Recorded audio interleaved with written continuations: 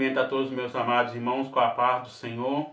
Você que está assistindo o nosso vídeo a primeira vez, seja bem-vindo ao nosso canal.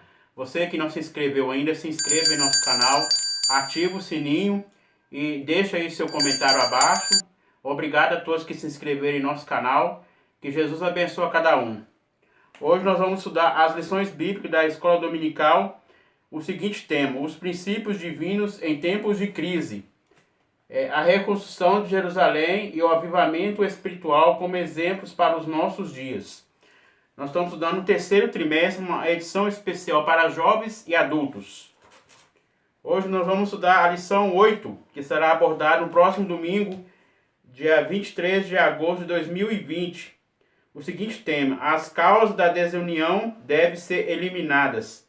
Então hoje nós vamos falar sobre a união, a união entre os povos. E aqui vai falar o texto áureo. Ó, como bom suave é que os irmãos vivam em união. Está no livro de Salmos, capítulo 133, verso 1. Então, hoje nós vamos falar o livro de Neemias. Você que tem a Bíblia Sagrada em casa, você tem uma Bíblia de estudo, abra sua Bíblia de estudo no capítulo 727. Bíblia Pentecostal de estudo. Nós vamos estudar hoje sobre Neemias. Aqui vai falar sobre a reedificação dos muros de Jerusalém. Nós estudamos na lição anterior que Neemias, ele foi enviado por Deus, até chegar em Jerusalém. E nós vemos que primeiramente ele orou ao Senhor, Aqui fala, Neemias, sabendo do triste estado de Jerusalém, ora a Deus. Ele orou de dezembro até março, E nós vemos que Deus ouviu a oração de Neemias. Logo após 52 dias foi reconstruído aquele muro que estava todo destruído.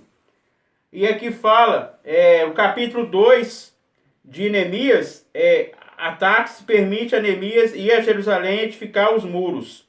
Então, Neemias ele foi como governador ali de Jerusalém, O capítulo 3 fala sobre os que trabalham na edificação dos muros. O capítulo 4 foi os inimigos, O povo samaritano era uma cultura pagã, Ali nós vemos que Samaria era da região norte e nós vemos que Jerusalém era da região sul, do reino sul. Então, nós vemos aqui que os inimigos pretendiam retardar a edificação dos muros, Eles pretenderam ajudar os judeus, Mas naquele tempo era só a linhagem de judeus que podia, edificar os muros, Era só da genealogia, nós estudamos na lição passada.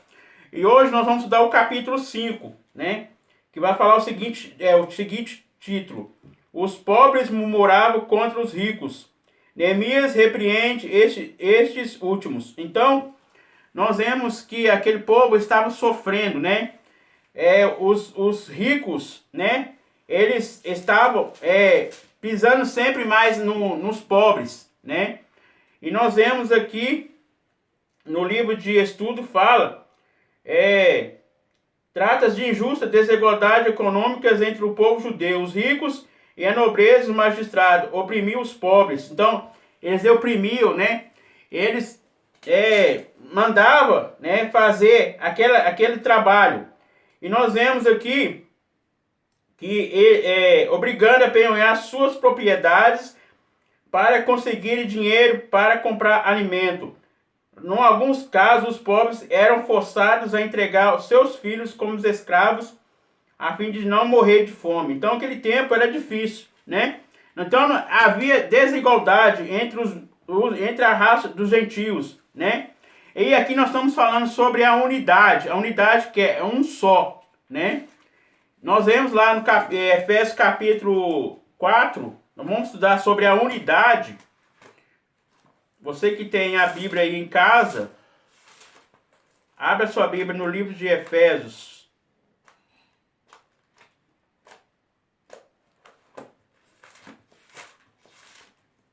Efésios capítulo 4, a partir do verso 1 fala sobre a unidade da fé, né?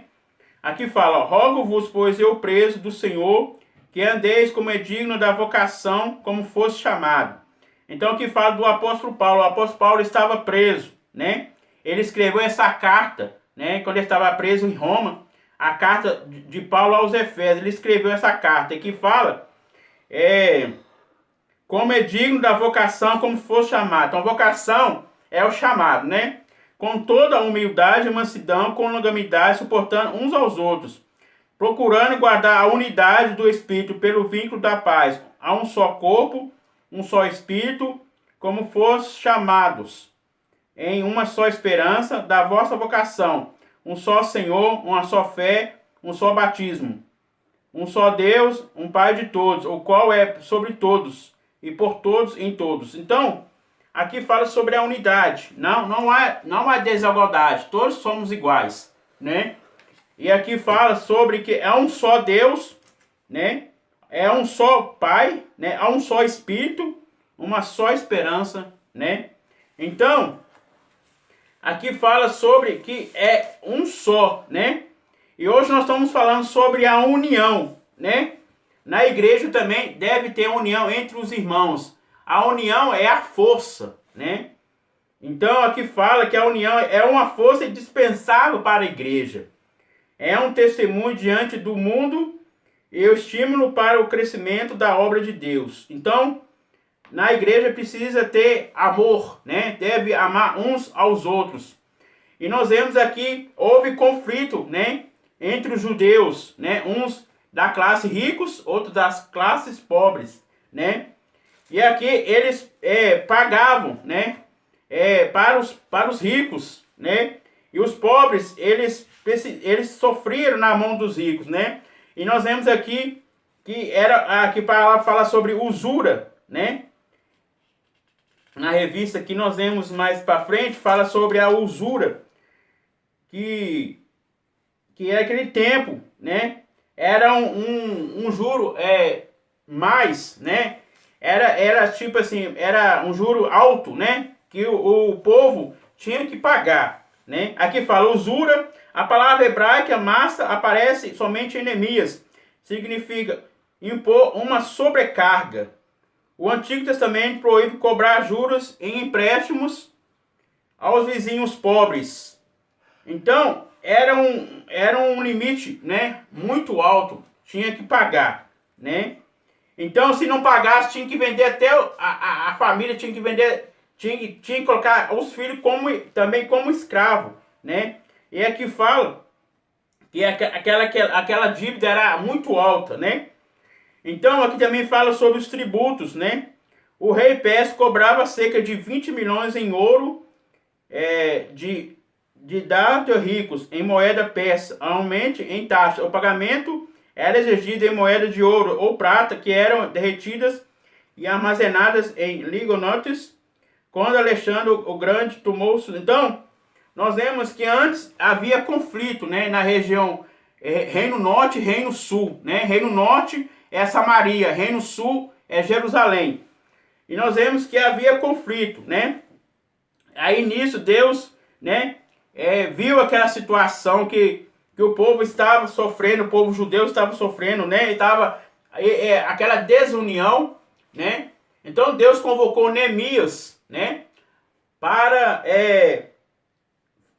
dar a ordem naquele povo, né? Que estava em desordem, né? E aqui fala que as causas da desunião devem ser eliminadas. Então, queridos amados irmãos, nós devemos unir, né, uns com os outros.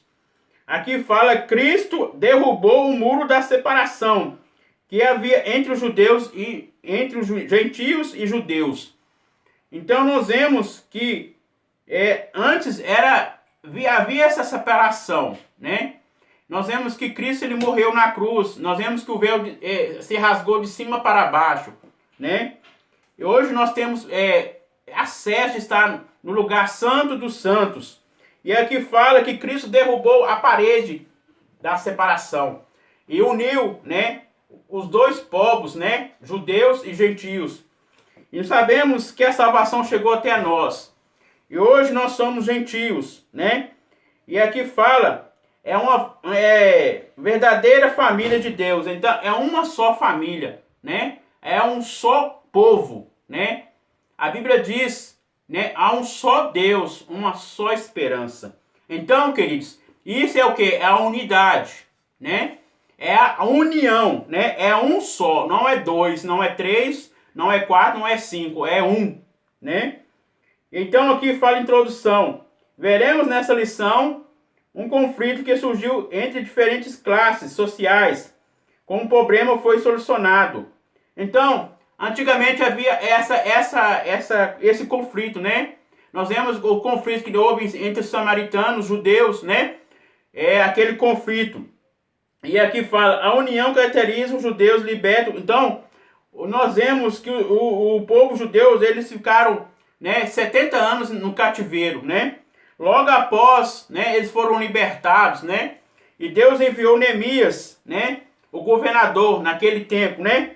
E aqui fala que a união, né, ela traz, né, traz alegria para o povo, né? E nós vemos aqui qual era a base dessa união. Todos eram do mesmo povo e confessavam a sua fé do único Deus verdadeiro. Então, não havia diferença, né? Havia um só povo, né? Aí aqui fala, o altar havia sido renovado, o templo levantado e o culto de Deus restaurado conforme o rito da lei. Todos haviam experimentado do despatamento que havia iniciado pelo rei Ciro. Então, nós vemos que aquele tempo tinha que passar o rei Ciro, depois logo após o rei Persa, né? Então o rei Persa enviou, né, Neemias até Jerusalém, né? E nós vemos que antes dessa lição, nós vemos que Neemias chegou, ele estava com semblante triste, né? Ele viu que aquela cidade estava toda com o muro destruído. E nós vemos que Neemias, ele orou ao Senhor, né?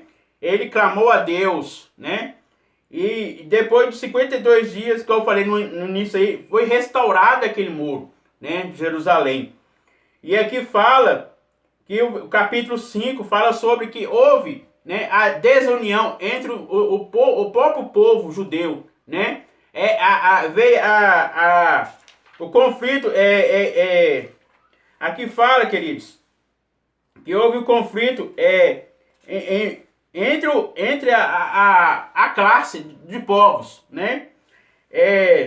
Nós vemos que havia conflito, aqui fala, entre a injustiça entre os povos, né? Do mesmo povo, né?